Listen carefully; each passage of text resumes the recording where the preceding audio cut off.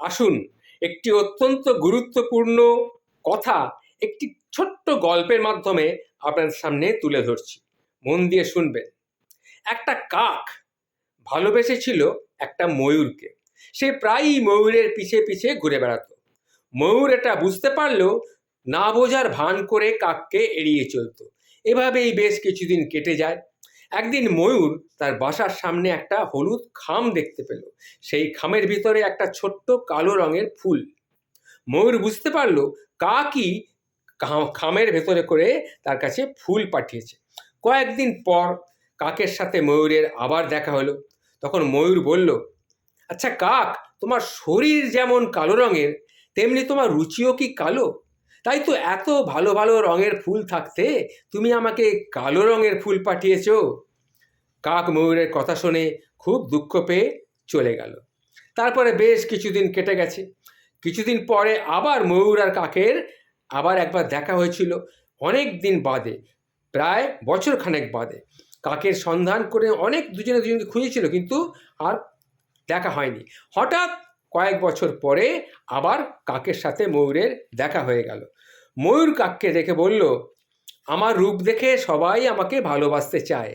তুমিও তো আমাকে ভালোবাসতে চেয়েছিলে, তবে কেন আমাকে জয় করার চেষ্টা আর করলে না তুমি?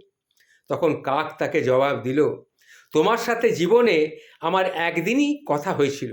তুমি যতদিন আমার সাথে কথা বলনি, ততদিন মনে মনে তোমার সুন্দর রূপের আড়ালে একটা সুন্দর মনও যে লুকিয়ে আছে এটা আমি ভেবেছিলাম।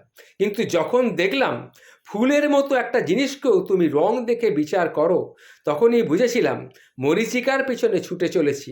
তাই আমি নিজেকে সরিয়ে নিয়েছিলাম। তখন ময়ূর বলল, এখন যদি তোমাকে পেতে চাই, তুমি কি আমাকে ভালোবাসবে? কাক বলল, দেখো ময়ূর, আমার চোখের নেশা কেটে গেছে।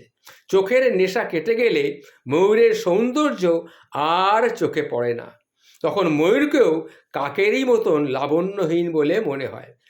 জীবনের আসল বাস্তবতা তখন চোখের সামনে দীপ্তমান হয়ে ফুটে ওঠে। এই বাস্তবতাই সঠিক পথের দিশা দেয়। তাই বলছি, বাস্তবতাকে ভুলে আবেগে আবার গা ভাসালে দিশাহীন নাবিকের মতোই হয়তো অথই সাগরে ঘুরপাক খেতে হবে কাউকে। সুতরাং কাক ও ময়ূরের বিপরীত দিকে তারা পরস্পর হাঁটা শুরু করলো। ধীরে ধীরে দুজনার দূরত্ব আরও বেড়ে গেল। এ দূরত্ব যত বাড়বে, জীবন নামক সমুদ্রে তারা তত বেশি মুক্তা সংগ্রহ করতে পারবে। এটাই হলো আসল কথা।